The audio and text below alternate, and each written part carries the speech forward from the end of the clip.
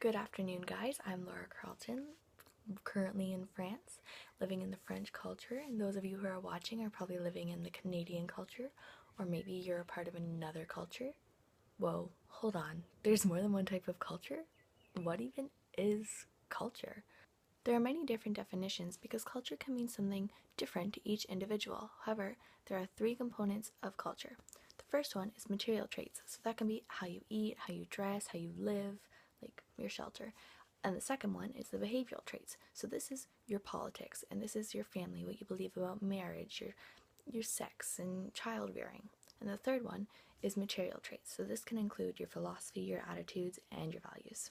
The definition that works best for me is culture has been defined in a number of ways, but most simply as the learned and shared behavior of a community of interacting human beings. This definition doesn't single anything out. It incorporates all the aspects of culture. It could be talking about religion, clothes, meals, etc., but it allows the individual reading it to have their own interpretation. But what really is the function of a culture? For an individual, it helps them think of themselves as a larger whole. It helps shape their personality and their behavior and helps them see where their place is in the world. Culture isn't one thing, it's made up of many elements, one of the elements being language. So there can be a set of symbols to help communicate meaning in a culture.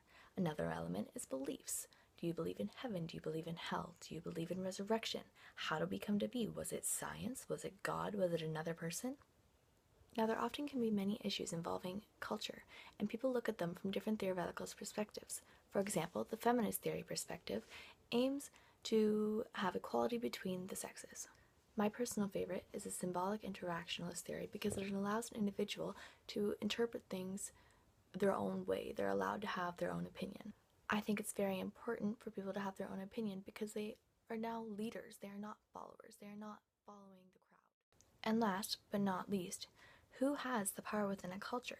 Usually, the person that has the power in a culture is someone who is very respected and very responsible. For example, in Canada, the Prime Minister, Justin Trudeau, has the power. He makes our decisions and laws. We're the one that voted for him. We think that he is the best for our country and he will do what's best for us. However, people that have power aren't always necessarily good for a culture. Sometimes people's voices can go unheard because an individual has so much power. An example of this is Donald Trump running for president.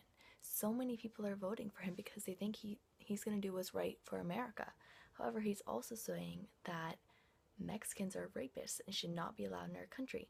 But that isn't necessarily true, although people are believing him because he has this power. This leads to my privileges. I'm white, I'm Canadian, I can go to America, I can go to school to learn, I can get drinking water out of a tap. But this isn't supposed to make me feel guilty. This is supposed to make me feel aware that not everyone has the same privileges as me. Learning about this has helped me appreciate what I have and to stop taking all these small but huge things for granted. It helped open my eyes just to this huge problem in the world.